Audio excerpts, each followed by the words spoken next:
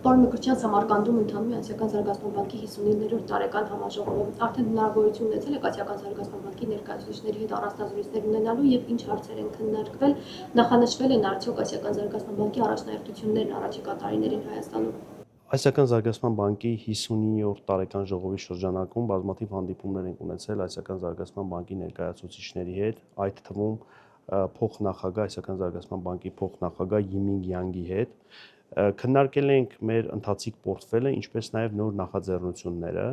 Կարող եմ ընթացիկ պորտֆելի մասով առանձնացնել այն ծրագրերը, որոնք որ մեր ուշադրության կենտրոնում են։ Հյուսիս-հարավ ծրագիրն է եղել քննարկման առարկաներից մեկը, քանի որ երևի տեղյակ եք, Ասիական զարգացման բանկը ֆինանսավորում է հյուսիս-հարավ ծրագրի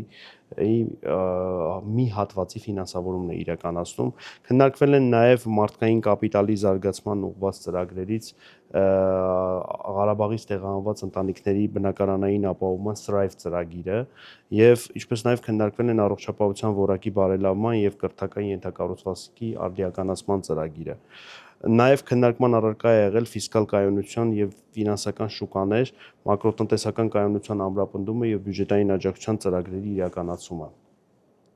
Նոր նախաձեռնություններից կարող եմ նշել, որ քննարկել ենք M6 ճանապարհի վերականգնման եւ Պուշկինի եւ Դիլիջանի թունելների արդիականացման ծրագրի ֆինանսավորման հնարավորությունը Ասիական զարգացման բանկի կողմից։ Պարոն Մկրտչյան, Ասիական զարգացման բանկը նախորդին մի քանի խոշոր ծրագրերի մասին հայտարարել, որոնք միտված են աջակցելու զարգացող երկրներին կայուն էներգիայի անցմանը, տեղեկատվական տեխնոլոգիաների զարգացմանը եւ այլն։ Այս ծրագրերից որոնք են առաջնում Հայաստանի հետ։ Ասիական զարգացման բանկի կողմից նախորդին որպես առաջնահերթություն դիտարկված ծրագրերը բավականին հետաքրքրություն են ներկայացնում եւ Հայաստանը հաշվի առնելով առկա իրողությունները եւ այն գործընթացները, որոնք տեղի են ունենում, հնարավորություն են տալիս, կարող են հնարավորություն տալ Հայաստանին վերածվելու տարածաշրջանային լոգիստիկ հաբի ոչ միայն ճանապարհների եւ երկաթուղու մասով, այլև նաեւ ենթակառուցվածքների մասով, որը նաեւ իր հերթին ներառում է էներգետիկան, ինչպես նաեւ թվային օպտիկամանրաթելային կապը։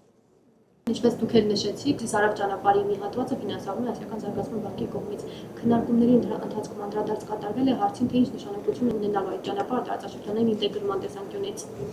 Հյուսիս-հարավ ծրագիրը դիտարկվում է որպես տարածաշրջանային ծրագիր, եւ նա ոչ միայն Հայաստանի հյուսիսը հարավին կապող ծրագիրն է, ճանապարհի կառուցումն է, այլ նաեւ տարածաշրջանում Հայաստանը որպես լոգիստիկ հանգույց վերածելու ծրագիրն է եւ Ասիական զարգացման բանկը հյուսիս-հարավ ծրագիրը դիտարկում է հենց այդ համատեքստում։ Տարածաշրջանային փոխգործակցության վերաբերյալ քննարկումների ընթացքում անդրադարձ կատարվել է Իրանի շուրջ տեղի ունեցող զարգացումներին եւ հարցին, թե ինչ հետևանքներ կարող է ունենալ այդ պատերազմը տարածաշրջանի մյուս երկրների վրա, նրանց տնտեսության վրա։ Տարածաշրջանային կայունությունը եւ տարածաշրջանում տեղի ունեցող process-ները միշտ գտնվում են մեր, ինչպես նաև Ասիական զարգացման գործընկերների դիտանկյունում եւ քննարկումների ընթացքում շեշտադրվել է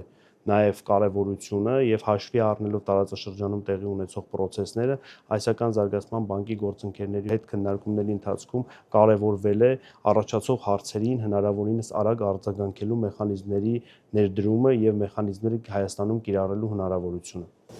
Ասիական զարգացման բանկի հայաստանյան գրասենյակը նոր ղեկավար ունի, արդեն հնարավորություն ունեցել եք նրա հետ հանդիպելու եւ քննարկելու, թե օրինակ այս տարի ինչ ծրագրեր են իրականացվելու Հայաստանում։ Հայաստանում Ասիական զարգացման բանկի մշտական ներկայացուցչության ղեկավար նշանակված Տիկին Լյազիզա Սաբիրովայի հետ հնարավորություն ենք հանդիպել ենք, հնարավորություն ենք ունեցել Երևանում անցկացնել պորտֆելի քննարկում, հերթական պորտֆելի քննարկումը, որի շրջանակում քննարկել ենք մեր առկա ծրագրերը եւ քննարկել ենք նաեւ նոր նախաձեռնությունները, որոնք որ կարող են ֆինանսավորվել Ասիական զարգացման բանկի կողմից։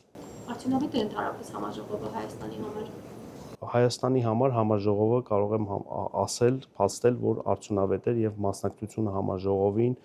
որոշակի իմաստով հնարավորություն տվեց ներկայացնել առկա իրավիճակը եւ նախանշել այն ուղղությունները, որոնց մասով մենք ցանկանում ենք համագործակցել Ասիական զարգացման բանկի հետ։